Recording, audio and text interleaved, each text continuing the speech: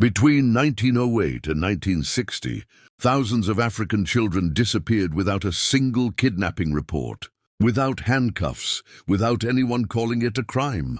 They vanished through paperwork. Belgian colonial officials documented every step with obsessive precision, recording names, dates, skin tones, skull measurements, and parental classifications in careful cursive French. Mothers watched their babies taken from their arms, while men in uniforms held stamped documents and told them this was legal, necessary, and merciful.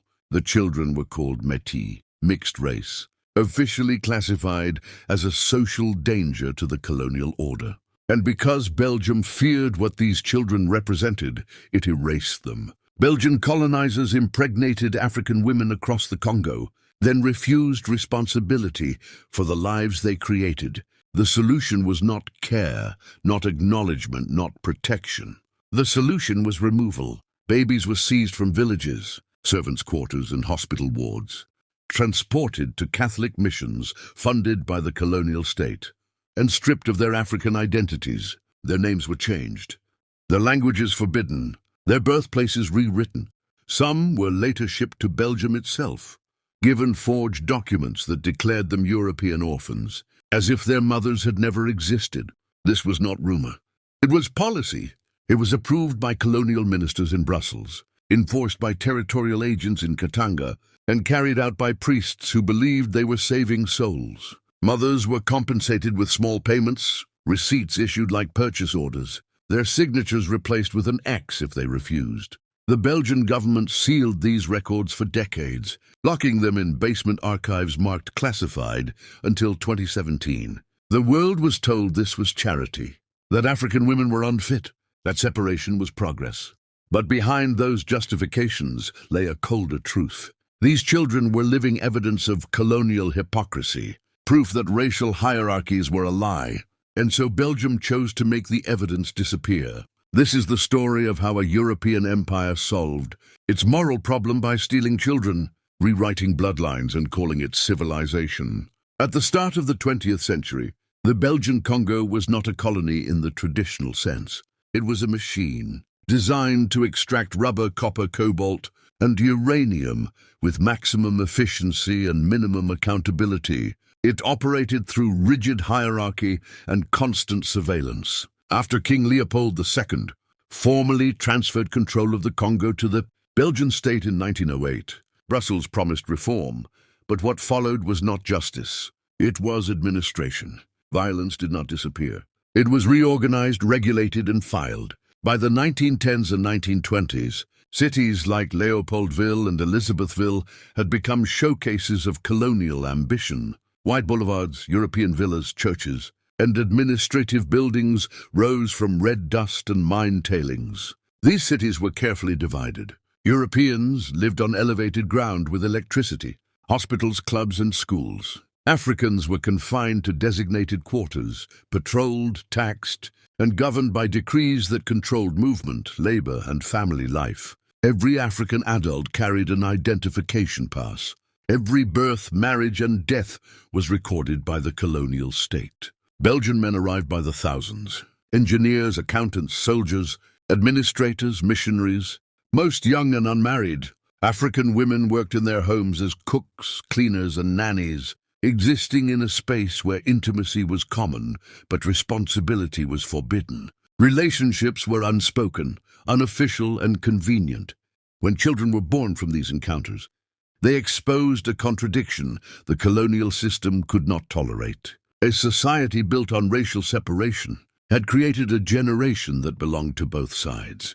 Belgium did not deny these children existed.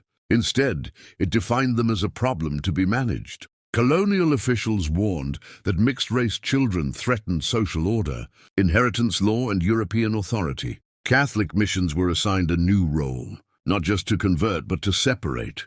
Under official decrees, the state claimed the right to remove mixed-race children from their mothers if a European father was involved. It was presented as protection, education, salvation. What it truly was the beginning of a system designed to erase African motherhood from the colonial record. Marie-Thérèse Kawena was 19 years old when she entered the European quarter of Elizabethville in 1923. She was the daughter of a Luba chief, educated at a Catholic mission where she learned French, embroidery, and obedience, the three skills colonial authorities believed sufficient for African women. Her education was supposed to lift her beyond village life. Instead, it placed her inside the homes of Belgian men who would never see her as an equal. She worked as a domestic servant, invisible and indispensable, trained to lower her eyes, speak softly, and anticipate needs before they were voiced.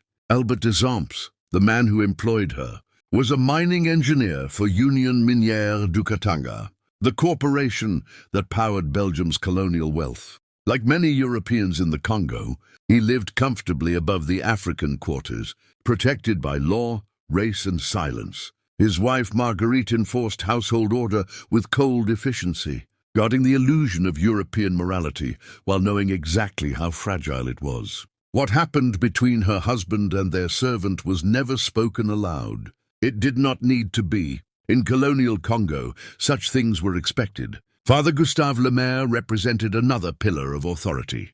He was a Catholic priest assigned to the Mission St. Joseph, a facility established specifically for mixed-race children. Thin, disciplined, and unwavering, he believed deeply in hierarchy, purity, and the Church's civilizing mission.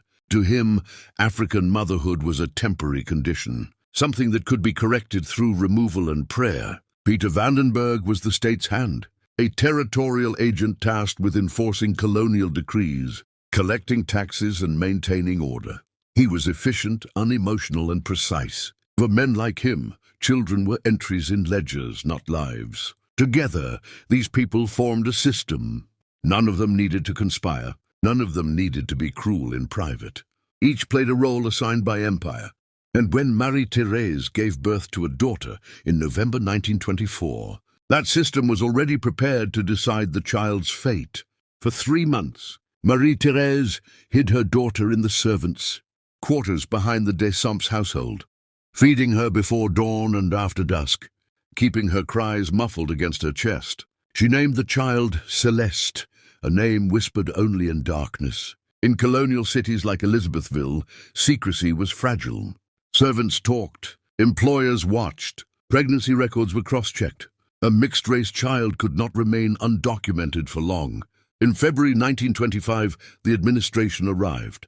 Father Gustave Lemaire carried the decree. Peter Vandenberg carried the authority. A Congolese policeman stood behind them, silent, uniform-pressed, eyes fixed on the ground.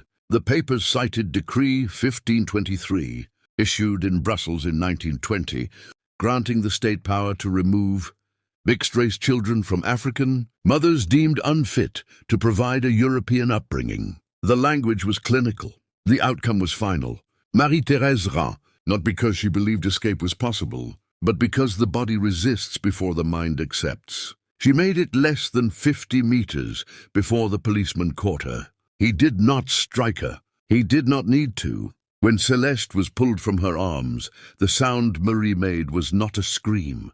It was something older, something broken loose from language. The transaction was completed in minutes. A receipt was issued. 200 francs were counted into her hand, the equivalent of 2 months' wages. When she refused to sign, Vandenberg marked an X in her place. Consent was assumed.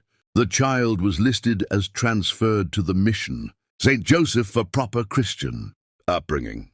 By the time Marguerite Desamps rang for morning tea, the truck was already gone. At the mission, Celeste became a file. Her African name disappeared. Her birth record was amended. She was taught to eat with cutlery, pray in French, and forget everything that connected her to the woman who had given birth to her. Other children arrived weekly. Lighter skin, European fathers, African mothers left outside the walls. What no one told those mothers was that this was only the beginning. By the early 1930s, children were no longer just being taken from their mothers. They were being selected. Inside the missions, priests compiled assessments that went far beyond behavior or education. Skin tone was compared against standardized color charts. Nose width, hair texture, skull circumference, and facial symmetry were measured and recorded. Children deemed capable of passing as European were marked as suitable for relocation. The criteria were not moral. They were racial. In 1932, under the métis repatriation program, the Belgian Colonial administration began quietly transferring selected children to Belgium itself. Official documents described these transfers as educational opportunities. What they did not say was that these children were issued new birth certificates listing Belgium as their place of birth and unknown parents. Their Congolese identities were not hidden. They were erased. On paper, they had never been African. The missions cooperated fully. Priests assured the children that their mothers had abandoned them out of love, that Africa was a past best forgotten. Letters from biological mothers were intercepted or destroyed. Visits were forbidden. Questions were redirected. Silence was enforced as discipline. Files from the Ministry of Colonies revealed that these children were placed in orphanages and foster homes across cities like Bruges, Antwerp, and Ghent. Belgian families were encouraged to adopt them precisely because they could be molded into Europeans without visible trace of Africa. The state praised the program's success in preventing the formation of a destabilizing mixed-race population. What made this revelation especially chilling was its scale and organization. This was not corruption, it was coordination. Every transfer required approval from Brussels. Every name change required authorization. Every erased identity passed through multiple desks, stamped and signed by men who would later describe their actions as humanitarian. By the time war engulfed Europe, thousands of children had vanished into Belgian society, their origins buried under legal fictions. Their mothers were left standing outside mission walls, staring at children they could no longer recognize, while the state congratulated itself on solving a problem it had created. When the Congo approached independence in the late 1950s, the system that had stolen these children did not collapse in disgrace. It simply stopped operating. The decrees expired. The missions were transferred. The files were sealed. No effort was made to reunite families or correct falsified records. The damage was considered complete. In 1960, when the Belgian Congo became the Democratic Republic of the Congo, an estimated 15 to 20,000 mixed-race children had already been removed from their mothers. Those who remained in Africa were released from the missions as adolescents and young adults. They had been raised speaking French, practicing Catholicism, and believing themselves superior to the communities they were returned to. Many were rejected, viewed with suspicion, or labeled collaborators. They belonged nowhere. Too European for village life, too African for colonial privilege. The psychological fractures followed them for life. The children sent to Belgium faced a different erasure. They grew up believing they were orphans or war survivors. Some learned the truth decades later through archived documents, deathbed confessions, or DNA tests. Others never did. They married, had children, and lived full lives without knowing that their mothers had searched for them, written letters, and stood for years outside mission walls, hoping for a glimpse. The mothers carried the consequences quietly. Many never spoke of their stolen children again, not because they forgot, but because grief without recognition becomes dangerous in societies trying to move forward.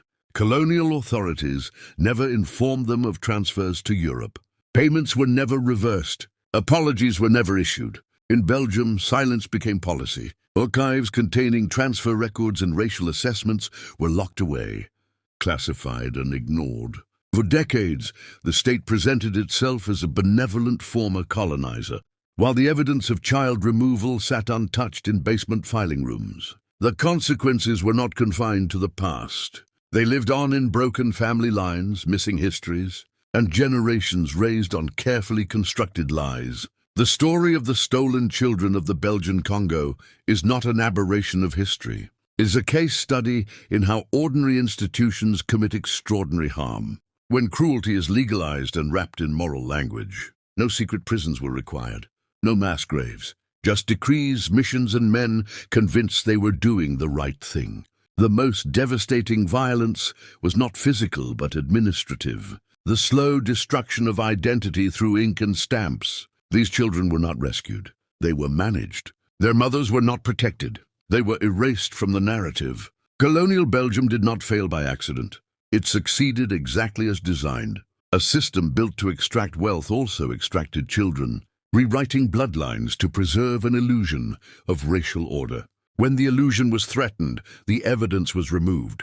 What makes this history uncomfortable is not only what happened, but how familiar it feels. Governments still separate families. Institutions still claim moral authority over motherhood. Bureaucracy still hides harm behind procedure. The language has changed.